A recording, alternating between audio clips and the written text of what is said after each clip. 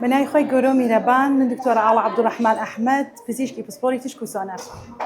ئەمێری مامۆگرافی ئەو ئەمێرەیە کە بەکاری هێندێت بۆ دەستنیشانکردنی پێشوەختەی شێرپەنجەی مەمەک لە خانماندا کە ئەمە بەڕاستی گرنگێکی زۆری هەیە بۆ خەڵکی هەڵەبجە و خزمەتێکی گەورەیە.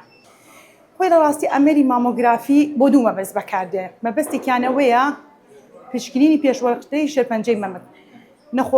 کەسەکە کە دێ هیچ کێشەیەکی نییە یا هیچ گرێک نییە، بەڵام تەمەنی سەر و 40 ساڵە. لەبەر ئەوە ئێمە ئەم تیشکەی بۆ ئەگرین، مامۆگرافی بۆ ئەگرین بزانین ئایا خوا نەخواستە ئەگەر شتێک هەبێ بۆی زوو دەستنیشان بکرێ و ئەمەش ئەکات چارەسەر ئاسانتر بێ. و مەبەستی دووەمیان ئەوەیە بۆ تەشخیص بەکارهێنرێ. ئەمە ڕەچاوی تەمەن ناکرێ، لە هەر تەمەنێک بە ئەکرێ. هەر کاتێ ئێمە بە سۆنەر یا بە فەحز گرێکە جێی گومان بوو، خطوەی دووەم ئێنێرین بۆ مامۆگرافی. ئیتر هەر لە هەر تەمەنێکا بێ، لە هەر کاتێکا بێ بە مەبەستی تەشخیصی بزانی ئایا ئەم گرەیە لە مامۆگرافیەکەش هەر جێگەی گومانە. ئەگەر وابوو هەر جێگەی گومان بوو ئەو کاتە ئەنێردرێت، هەنگاوی سێم ئەوەی ئەنێرێ بۆ زەرع و نەتیجەی ئەخیرمان دەسەکەوێت.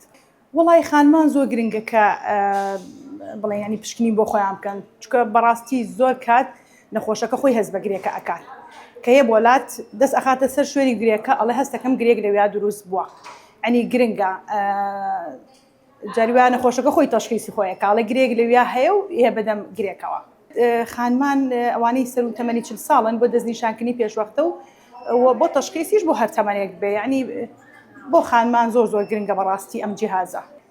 لە هەڵبجە ڕاستیەکەی داتایەکی وامان ئێشتا لەبەر دەست نییە، چکەم ئەمێرێ تازە ئەمڕۆ بەڕێستان ئاگادارن کراوەتەوە، ینی ئیفتتاح کراوە. داتایەکی وامان لەبەر دەستان نییە بڵین، بەڵام بە شێوەیەکی گشتی لە هەموو جیهانە ئەم نەخۆشیە بەهۆی ستایلی ژیان، بەهۆی خواردن، بەهۆی ئەوەی کە هۆکارەکانی دەستنیشانکردنی نەخۆشیەکە زۆرن، یعنی مامۆگرافی یا زەرع. ینی ئەمە بڵێ نەخۆشیەکە لە زیادبوونایە. طبعاً هەڵبجەش هەر بەدەر نییە لەو شتە، بەڵام بە شێوەیەکی جیهانی ئەم نەخۆشیە لە زیادبوونایە. شتێکی تایبەت کە بیکەن بۆی بە دوور لەم نەخۆشیە، وەڵی هەر ستایلی ژیانە، ڕاضەیە،